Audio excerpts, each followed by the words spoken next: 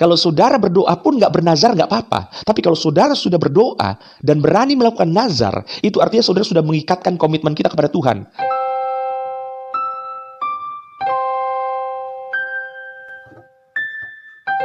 Shalom Pak Pendeta, apa sih pengertian nazar dalam Alkitab? Terima kasih. Shalom, ini pertanyaan yang menarik, yaitu bagaimana nazar menurut Alkitab.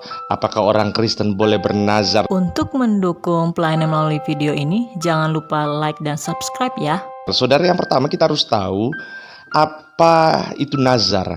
Nazar adalah sebuah janji yang diucapkan oleh seseorang ketika doanya dijawab.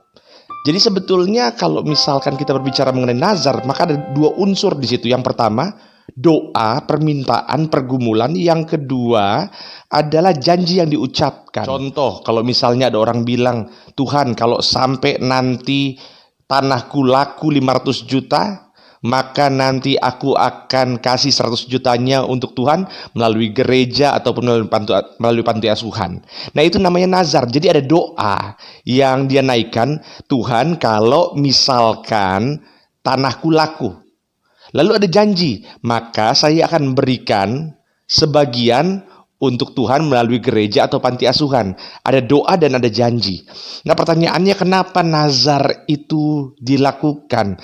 Saudara, tujuan utama nazar itu bukan untuk memancing Tuhan atau menyogok Tuhan. Tuhan, nanti Tuhan dapat bagian, makanya tolong kabulkan doa saya dengan cepat. Bukan itu tujuannya. Tujuan utama bernazar ketika kita berdoa sama Tuhan adalah bukti ucapan syukur kita kepada Tuhan. Dan yang kedua adalah bukti bahwa kita tidak terikat dengan berkat, tapi kita terikat dengan Sang Pemberi berkat. Tuhan kasih saya 500 juta, tapi saya buktikan juga bahwa saya tidak akan terikat dengan berkat tersebut. Nah, yang namanya nazar sendiri, saudara, sebetulnya ada beberapa bentuknya.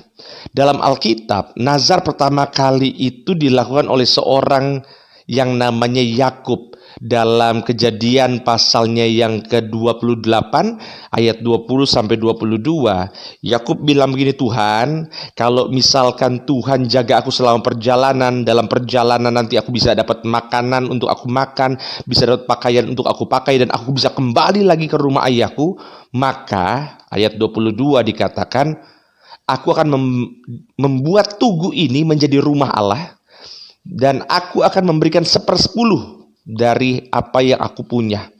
Jadi ada dua bentuk nazar. Yang pertama bentuk nazar adalah saya menyisihkan sebagian dari apa yang Tuhan sudah kasih. Contoh, Tuhan, kalau tanah saya laku 500 juta, maka 100 juta ini saya akan kasih kepada Tuhan melalui gereja atau melalui panti asuhan. Jadi dapat 500 juta, sebagian kita sisihkan. Mau untuk Tuhan, mau untuk orang tua, ya bebas lah. Tapi itu nazar. Yang pertama, kita lakukan dengan cara menyisihkan. Yang kedua, nazar itu bentuknya adalah dengan melakukan sebuah aktivitas. Tuhan, kalau misalnya tanah saya laku 500 juta, maka saya akan buat acara ucapan syukur khusus untuk anak-anak panti asuhan. Nangkep ya? Saya melakukan sebuah aktivitas. Nazar yang ketiga itu bentuknya adalah saya berjanji dengan tidak melakukan sesuatu lagi. Tuhan, pokoknya kalau sampai tanah saya laku 500 juta, maka saya akan berhenti merokok. Saya ulang. Jadi nazar yang pertama itu bentuknya menyisihkan sesuatu dari apa yang Tuhan sudah kasih. Yang kedua, saya melakukan satu aktivitas. Yang ketiga, berjanji untuk tidak melakukan sebuah aktivitas lagi. Itu. Nah, nazar sendiri tadi saya katakan bahwa ada dua unsur utamanya. Yang pertama doa dan janji. Bagaimana nazar yang baik? Nazar yang sesuai dengan firman Tuhan. Yang pertama, saudara, yang sesuai dengan firman Tuhan, doanya dan janjinya tidak boleh bertentangan dengan firman Tuhan. Contoh, ada orang-orang yang doanya salah tapi nazarnya benar. Ya. Contoh doanya salah, nazarnya benar. Tuhan, kalau misalkan aku sukses jadi bandar narkoba, maka nantinya aku akan rajin untuk memberikan bantuan sosial. Nah, ini doanya aja udah salah. Kalau jadi bandar narkoba, udah jelas salah itu kan. Tapi nazarnya benar, aku akan memberikan bantuan sosial. Nah, gitu kan. Nah, ini udah pasti gagal. Tapi ada yang kedua juga. Ada yang doanya benar tapi nazarnya salah.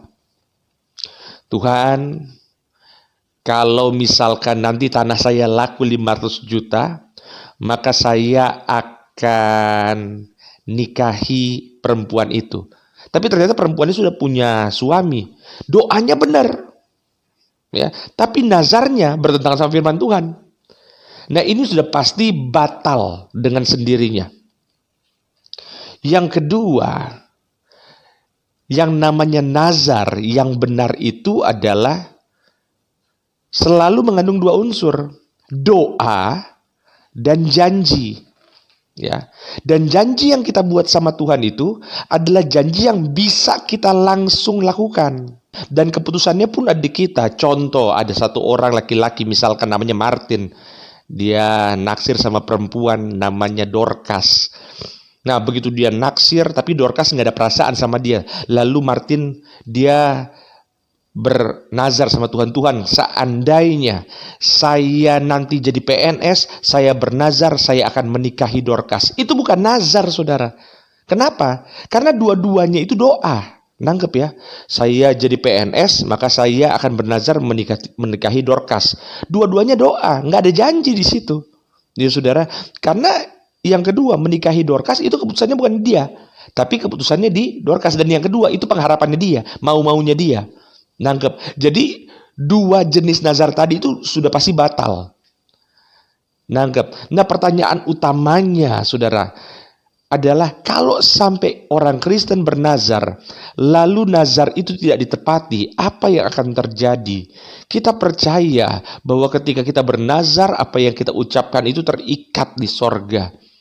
Dan Tuhan tidak membiarkan dirinya ditipu. Itu sebabnya saya mau katakan sama saudara, jangan tipu-tipu Tuhan. Saudara doa, nggak bernazar pun nggak apa-apa kok sebenarnya. Saya ulang, kalau saudara berdoa pun nggak bernazar nggak apa-apa. Tapi kalau saudara sudah berdoa dan berani melakukan nazar, itu artinya saudara sudah mengikatkan komitmen kita kepada Tuhan.